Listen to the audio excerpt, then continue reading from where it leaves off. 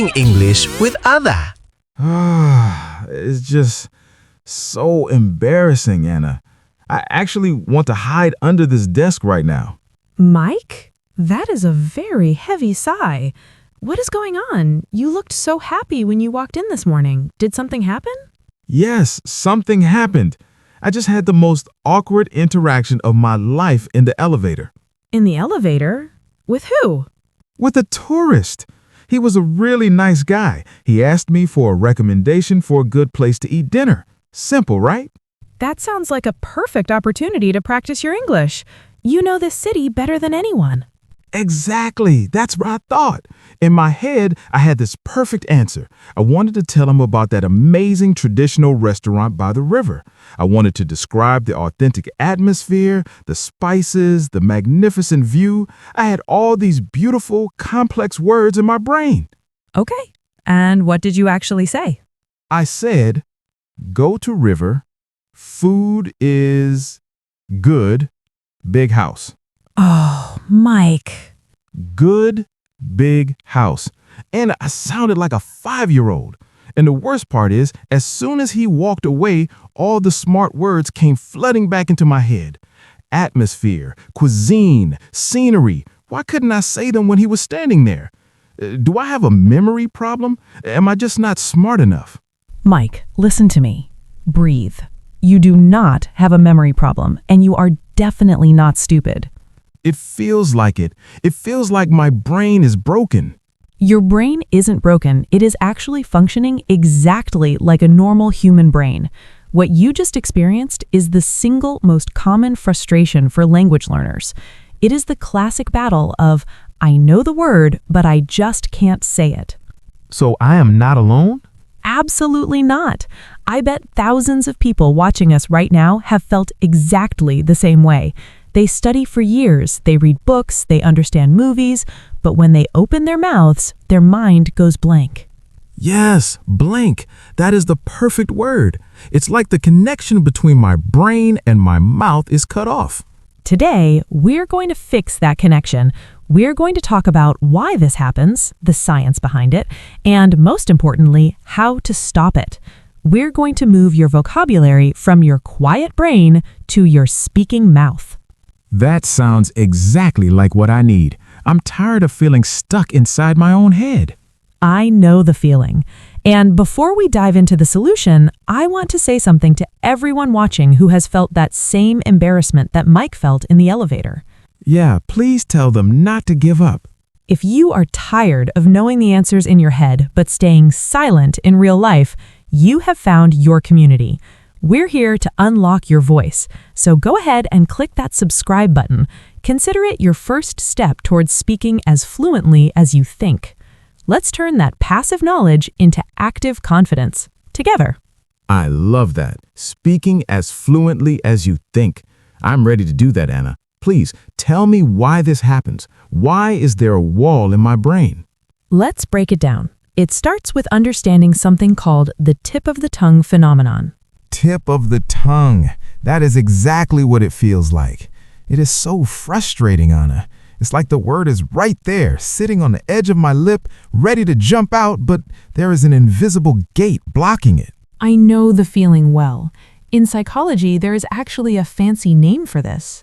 It is called lephologia, but we usually just call it a tip of the tongue state. It's when you are absolutely certain that you know the word, you can perhaps even remember the first letter or how many syllables it has, but you cannot produce the sound. Yes, with that tourist, I knew the word started with A. I was thinking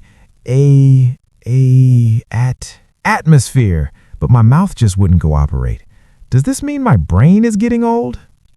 No, Mike, it doesn't mean you are getting old, and it doesn't mean you are bad at English. Here's a secret. This happens to native speakers all the time, too. Really? You mean you forget English words even though you're an English teacher? All the time. Have you ever tried to remember the name of an actor in a movie? You say, oh, you know that guy, the one with the hair. What is his name? You know him, but you can't say his name. Okay, that makes me feel a little bit better. So it is a human error, not just a learner error. Exactly. However, for language learners like you, it happens much more frequently and for a different reason. Why is it worse for us? Think of your brain like a giant computer database. When you are a native speaker, the pathways to the words are like superhighways. They are wide, paved, and fast because you use them every day. That makes sense. I don't have to think to find the word apple, it just appears. Right, but for a learner, the pathways to those complex words like atmosphere or cuisine are not superhighways yet. They're more like tiny, overgrown jungle paths. You haven't walked down them very often. So when the pressure is on, like when a tourist asks me a question, my brain panics and can't find the path through the jungle? Precisely. Stress acts like a fog. When you were in the elevator, you were nervous. You wanted to impress him. That anxiety created a mental fog that covered the path. And that explains why I remembered the words after he left. Yes, as soon as he walked away, the pressure disappeared.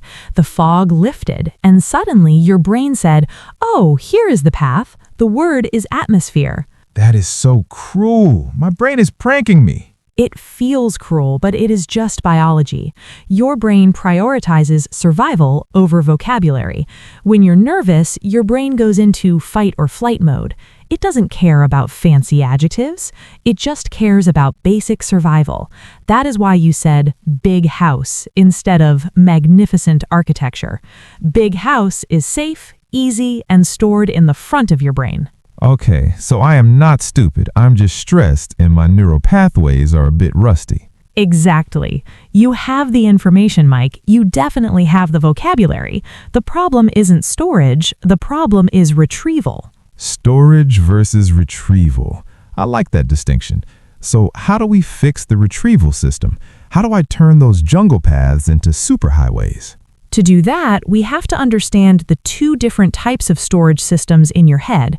We call them passive vocabulary and active vocabulary. I've heard those terms before, but I never really understood the difference. It's the key to everything. Let's imagine your brain is a shop. A shop? Okay, I'm listening. Let me explain how this shop works in the next section. This analogy will change how you view your memory forever. Okay, Mike, close your eyes for a second. I want you to imagine a huge, beautiful department store, maybe a fancy clothing store. Okay, I am imagining it. It smells like expensive perfume. Perfect. Now, every store has two main areas. First, there's the warehouse at the back. It is massive. It has floor-to-ceiling shelves filled with thousands and thousands of boxes. It is a bit dark, maybe a little dusty, but it is packed with inventory. Got it. The storage room. Exactly. This warehouse represents your passive vocabulary. Passive vocabulary, meaning the words I understand. Yes. These are the words that you recognize when you see them or hear them. When you're reading a book or watching a movie and you hear a word like coincidence or procrastination, you nod your head. You say, "Ah, yes, I know that box. I know what is inside." That makes total sense. I have a lot of boxes in my warehouse. I can read complex articles and understand almost 90% of it. Exactly. Your warehouse is huge, Mike. You have collected thousands of words over the years. But here's the catch. Can you run into the dark warehouse, find one specific box on a high shelf, and bring it out to the customer in 1 second? No way. It would take me time to find it. I'd have to search for it. And that brings us to the second part of the store window. The display at the front. Yes, the store window is small. It is bright, it is clean, and it only contains a few select items. These items are ready to be picked up instantly. You don't have to search for them. They're right there. And this is my active vocabulary. Bingo! Your active vocabulary are the words you can produce instantly without thinking while you are speaking. These are the words like good, bad, eat, sleep, happy. They're in the window, ready to use. Ah, this explains everything. So when I was in the elevator with that tourist, The word atmosphere was sitting in a dusty box in the back of your warehouse. You knew you had it somewhere, but you couldn't run to the back and get it fast enough. So I just grabbed the word good because it was sitting right there in the store window. Exactly. You sold him what was in the window because the warehouse was too far away. This is such a painful realization, Anna. I feel like I'm a fraud. My warehouse is like a library, but my window looks like a convenience store with empty shelves. Mike, stop that. You are not a fraud. This is a universal rule of language learning. Your passive vocabulary, the warehouse, will always be larger than your active vocabulary, the window, even for me. Even for you? Of course. I can read Shakespeare and understand words like thou or betwixt, but I never use them in daily conversation. They stay in my warehouse. The gap is normal. Okay, the gap is normal, but my gap feels like a canyon.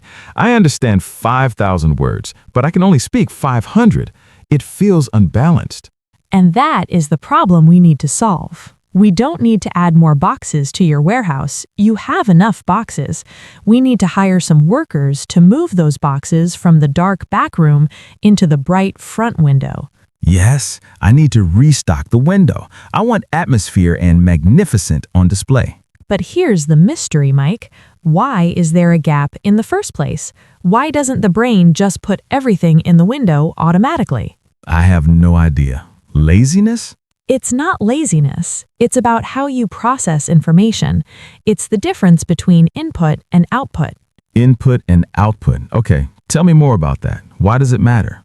So, Anna, we have the warehouse passive and the window active. I get that. But my question is, why? Why does my brain build this huge wall between them? Why can't I just automatically use every word I hear? That is a great question, Mike. The reason is that recognition and production are two completely different brain functions. They happen in different parts of your brain. Recognition and production. Can you explain that in simple terms? Sure. Let's use an analogy. Imagine you are walking down the street and you see a famous actor, maybe Tom Cruise. Okay, I see Tom Cruise. Do you recognize him? Instantly. I know his face, I know his movies.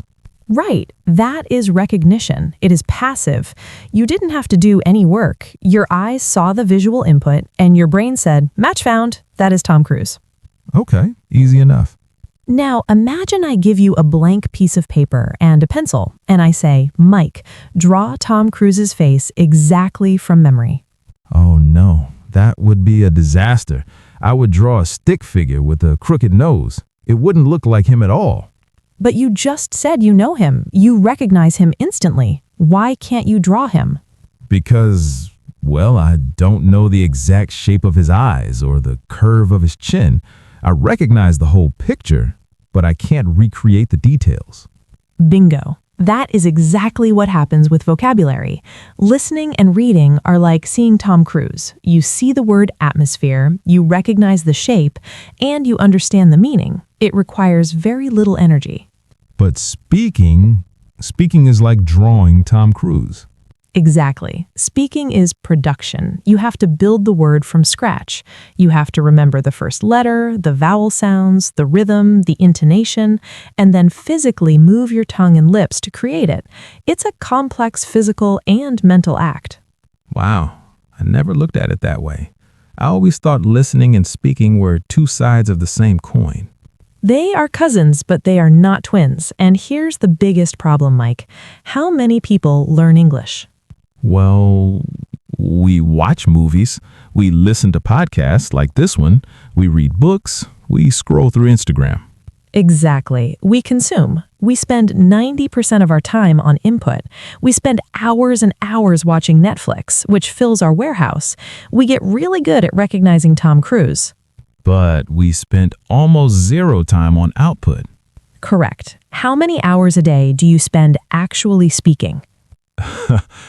Maybe 5 minutes, usually just saying hello to colleagues or ordering coffee. There's your answer. You're an expert at watching the sport, but you never play the sport. You have filled your warehouse with millions of dollars of inventory, but you never hired any trucks to deliver it. That hurts, Anna, but it is the truth. I'm a professional listener and an amateur speaker. And that's why the gap exists. It's simply a lack of balance in your training. You're expecting your brain to do something it hasn't practiced. So, if I want to move words to the window, I need to stop just watching and start drawing. Yes, you need to shift your focus from passive consumption to active creation. But wait, I do try to learn words. I have a notebook. I write down lists of words every day. Isn't that active? Ah, the famous vocabulary list, the graveyard of English words. The graveyard? Yes, I hate to tell you this, Mike, but the way most students learn new words is actually keeping them stuck in the warehouse. Oh no, I have 5 notebooks full of lists. Tell me what I'm doing wrong. Let's talk about the wrong way to learn in the next section. I think we need to save your notebooks. Anna, you have to explain yourself.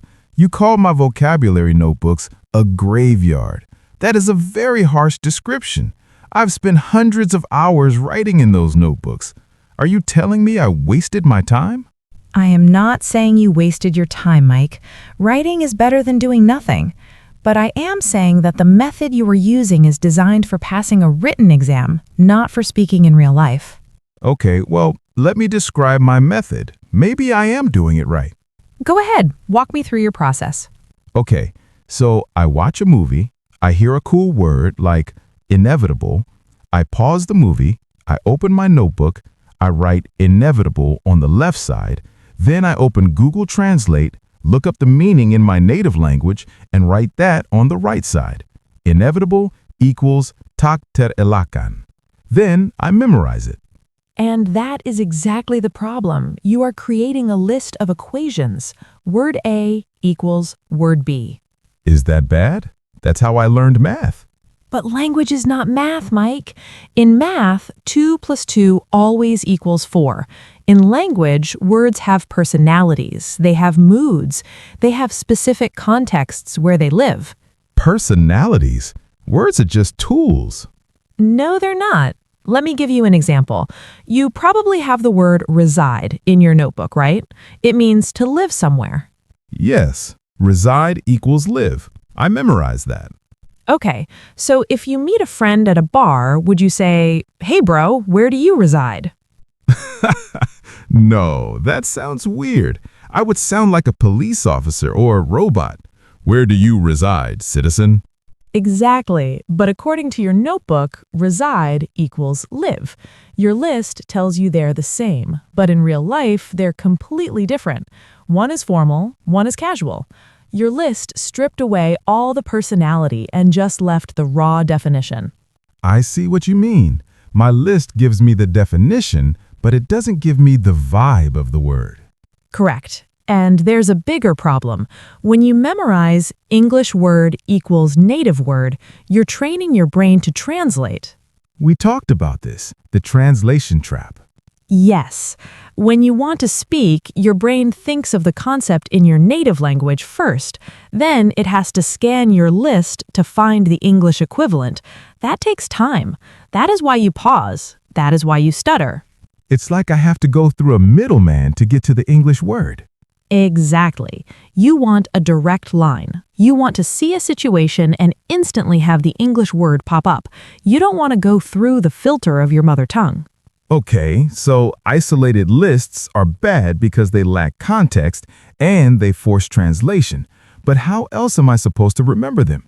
If I don't write them down, I will forget them in 5 minutes. You should write them down, but you need to change what you write.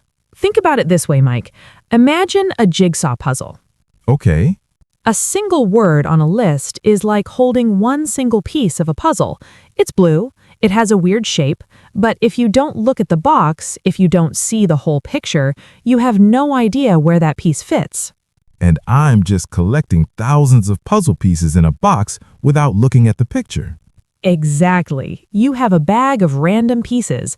No wonder you can't build the picture when you speak. You need to stop collecting pieces and start building pictures. Start building pictures. That sounds poetic, but how do I actually do that in my notebook? It brings us to the golden rule of active vocabulary. This is the strategy that will change your warehouse into a store window.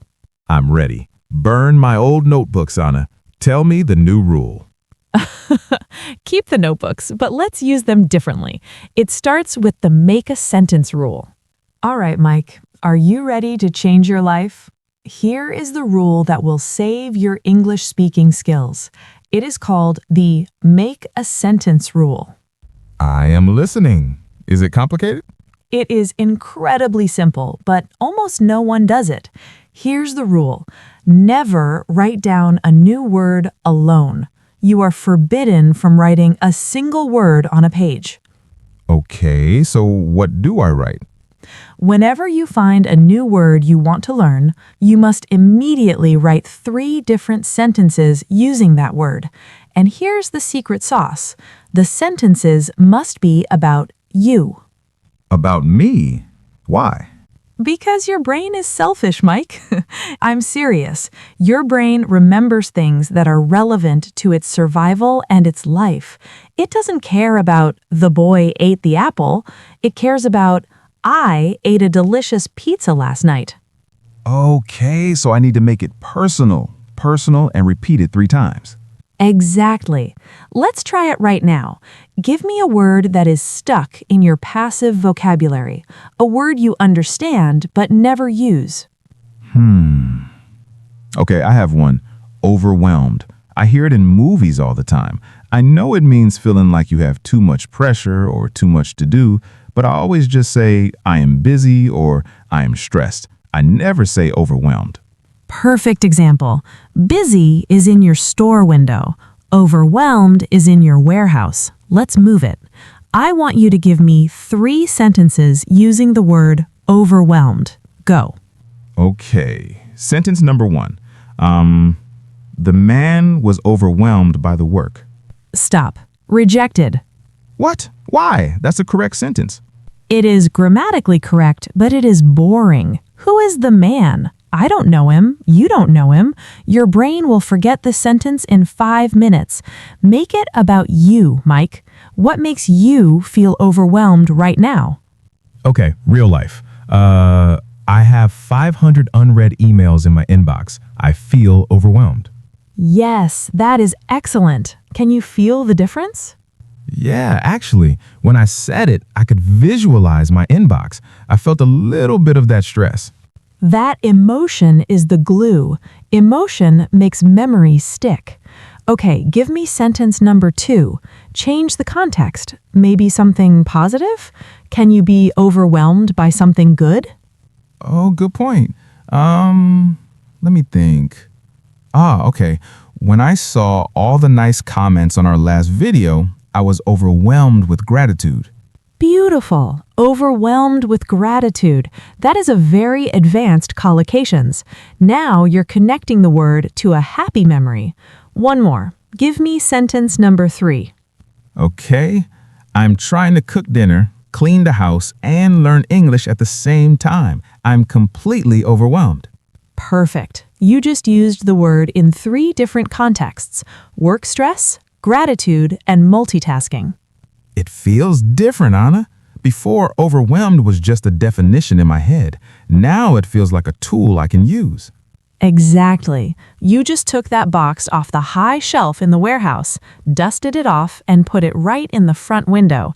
Next time you feel that pressure, your brain won't search for the definition. It will remember the feeling of the unread emails, and the word overwhelmed will pop out. So I should do this for every new word? Yes. Don't try to learn 20 words a day. That is impossible. Pick 1 word, write 3 sentences, say them out loud. If you do that, you truly own the word. Own the word. I like that. I don't just want to borrow words from the dictionary. I want to own them. Exactly. But Mike, there's still one problem. What? I thought we fixed it. This works great when you're studying alone with your notebook, but what happens when you need to practice speaking faster? Writing sentences takes time. Speaking happens in milliseconds. That's true. I can't write a sentence while I'm talking to a tourist in the elevator. I need speed. Right. To build speed, we need a different exercise. We need to force your brain to produce output without a pen and paper. But I don't have a speaking partner at home, Anna. It's just me and my cat. You don't need a partner, you just need to become a narrator. Let's look at strategy number 2. Okay, Anna, I promise I will use the make a sentence rule in my notebook, but let's go back to my biggest problem, speed. When I am in a real conversation, I freeze because I can't find the words fast enough. And like I said, I live alone. My cat, Whiskers, is a great listener, but he doesn't speak much English. Whiskers might not correct your grammar, but he is actually the perfect audience for strategy number 2. If you want speed, you need forced output. And the best way to do that is a technique I call narrating your life. Narrating my life? You mean like a storyteller in a movie? Mike walked into the room and looked at the window. Like that? Close, but instead of past tense, I want you to do it in the present moment. Think of yourself as a sports commentator on the radio. You know how they describe every single movement on the field? He passes the ball. He runs down the field. He shoots. He scores! Exactly. They never stop talking. I want you to do that for your daily life. But my life is boring, Anna. I'm not playing football. I'm just making coffee or folding laundry. That is perfect. The goal isn't to be interesting. The goal is to connect your eyes directly to your mouth. Let's try a simulation right now. Look at your desk, Mike. Pick up an object. Okay, I am picking up my pen. Don't tell me. Narrate the process as you do it. Describe the action. Okay. I am reaching for the blue pen. I am holding the pen. I am clicking the pen. Click, click. I am writing on the paper. Excellent. How did that feel? It felt surprisingly busy. I had to think of the verbs reach, hold, click, and write really fast. Exactly. Usually you do these actions on autopilot. Your brain is silent. By forcing yourself to speak, you are waking up your active vocabulary. You are telling your brain, hey, we need English words for everything we do. I can see how this helps. If I do this while cooking, I'd have to say, I am chopping the onions. I am crying because of the onions.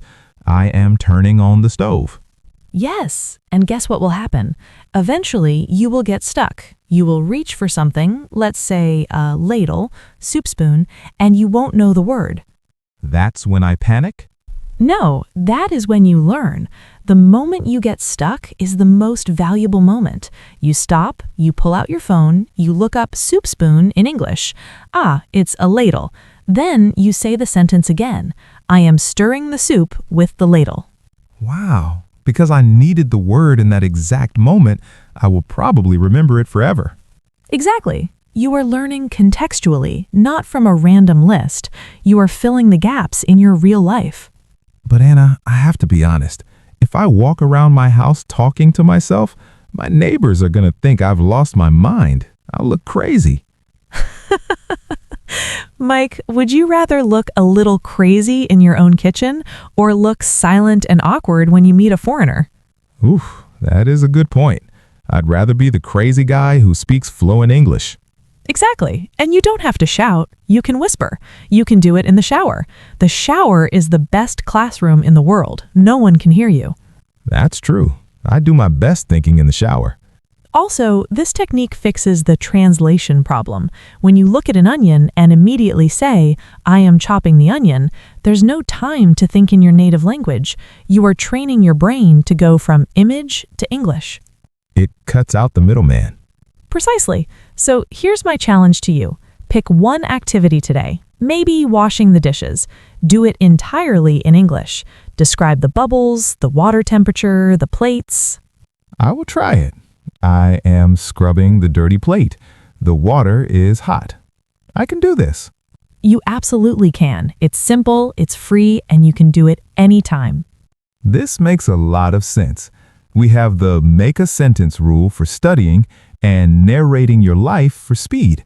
I feel like I finally have a roadmap to move words from the warehouse to the window. That is the goal, Mike, to open up that window and let the words fly out. I feel much better about that elevator incident now. It wasn't a failure. It was just a sign that I need to start narrating. Exactly. Every mistake is just data telling you what to practice next. Awesome. Well, I think we've given our listeners a lot to think about today. I agree. Let's wrap this up and give them one final push in our closing section. You know, Anna, I have to say, I walked into this studio today feeling really stupid about that elevator incident. I genuinely thought my brain was broken, but now I feel a massive weight lifted off my shoulders. I am so glad to hear that, Mike. That is the most important thing. When you understand how your brain works, you stop blaming yourself. You stop saying, I am bad at languages, and you start saying, I just need to change my strategy. Exactly. It is not that I have a bad memory, it's just that my store window is empty because I haven't been restocking it. I've been too busy hoarding boxes in the back warehouse. That is the perfect summary. And remember, moving those boxes takes time. It won't happen overnight. But every time you make a sentence about yourself, and every time you narrate your life while washing the dishes, you are moving one box forward. I'm definitely going to start narrating today. Whiskers is going to be very confused when I start explaining how I open his cat food can in vivid detail. I am sure Whiskers will appreciate the free English lesson. And to all of our amazing listeners out there, we want you to start right now. Do not wait until tomorrow. Yes, we want to see if you are paying attention to strategy number 1. Exactly. Strategy number 1 was make a sentence about you. So here's our challenge. We want you to go down to the comment section right now. Don't be shy. We read them all. I want you to choose one of 2 words, either frustrated or confident. Pick the one that describes how you feel about your English journey right now. And don't just write the word. Write a full sentence about yourself. Yes, for example, I feel frustrated when I forget words, or I feel confident because I have a new plan. Make it personal, make it true for you. By doing that, you are officially moving that word into your active memory. You are taking action immediately. And if you found this video helpful, if it made you feel a little less alone in your struggles, please hit that like button. It helps us find other learners who are stuck in the warehouse and bring them into the light. And make sure you are subscribed to Speak English with Anna so you don't miss our next lesson. We have so many more secrets to share with you. Thank you so much for learning with us today. Remember, your voice is valuable. Don't let it stay stuck in your head. Let it out. Keep practicing, keep talking to yourself, and we'll see you in the next video. Bye, everyone.